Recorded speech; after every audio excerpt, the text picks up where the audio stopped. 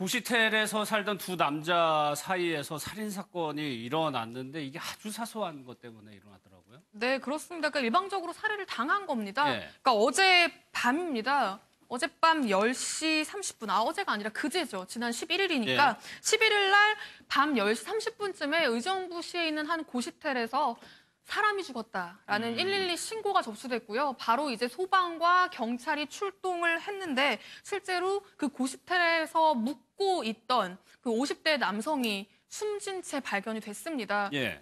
잔혹하게 누군가로부터 살해당한 예. 흔적이 남아 있었고요. 그런데 범인은 바로 붙잡혔습니다. 사실상 자수를 한 거나 다름이 없는데요. 자신이 죽였다고, 자신이 살해했다고 그 고시텔 관리자에게 털어놓고 고시텔 관리자가 112에 신고하면서 경찰이 출동을 하게 된 거거든요. 예. 이 살해 용의자는 알고 보니 바로 옆방에서 묵었던, 바로 옆방에 묵었던 40대 남성이었고요. 이 남성은 사실 사건이 발생한 건 7시 반이에요. 7시 반인데 10시 반에 신고가 됐잖아요. 거의 한 3시간 정도요? 예, 거의 한 3시간 가까이를 살해를 하고 나서 자기 방에서 앉아가지고 이걸 신고해야 되나 도망가야 되나 고민을 하다가 결국엔 신고를 하게 된 거라고 하는데 어떻게 된 사연인지 경찰의 이야기를 한번 직접 들어보시죠. 예. 부스 2.5, 2시간 한 50분? 네, 칼을 끌고 들어갔어요. 우발적이라고 볼 수는 없죠. 돈을 훔친 게 목적이었어요. 제가 갔을 때 이미 사망했어요. 소방에서도 먼저 갔었대요. 근데 이제 사망을 했고, 사체는 이미 사망한 거는 구성을 안 하거든요. 그러지는 않았던 것 같아요. 그냥 누운 상태에서 수술을 당한 거. 다른 방도 있긴 있었는데 그걸 눈치를 못 챘나 봐요. 한 7시간 그러니까 그다지 뭐 안도 안 했죠. 가지고 입구에 좀 있었대요. 서 있었대요. 훔치다 보니까 23,000원이었던 거지 23,000원을 훔칠 목표로 들어간 건 아니죠.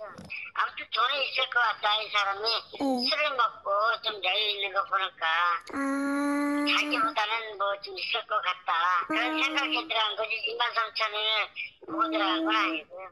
노동과 들어온데 이동직인데 일거리가 없었대요.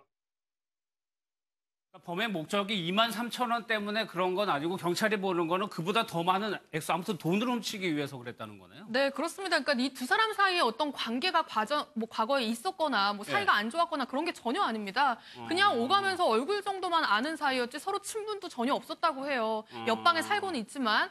그런데 이제 옆방 사람을 우연히 이제 오가며 볼 때마다 저 사람은 술도 마시고 뭔가 돈적으로 좀 여유가 있어 보였다는 거죠. 같은 고시텔에 살고 있지만 저 사람은 그래도 자기보다는 돈이 좀 많아 보였다라는 거죠.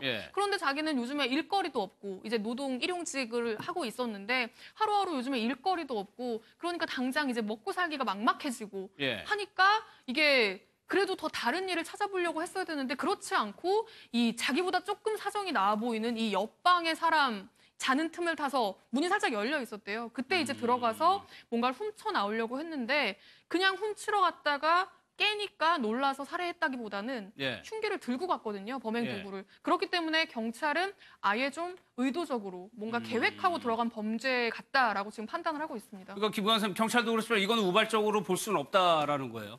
그렇죠. 뭐 칼을 이미 소지하고 들어갔다고 한다면 들어가서 뭐 그 칼로 위협을 하든지 아니면 어떤 상황이 발생했을 때 이제 칼로 해결하겠다는 그런 취지로 가져간 거기 때문에 이거 자체는 우발적이라는 것은 우리가 뭐 어떤 상황이 갑자기 생겨서 거기에서 범행을 하는 거잖아요. 그런데 칼을 들고 이미 갔었고 저 사람은 일용직인데 나보다도 더 돈도 잘 벌고 술도 잘 먹고 그런 것 같다.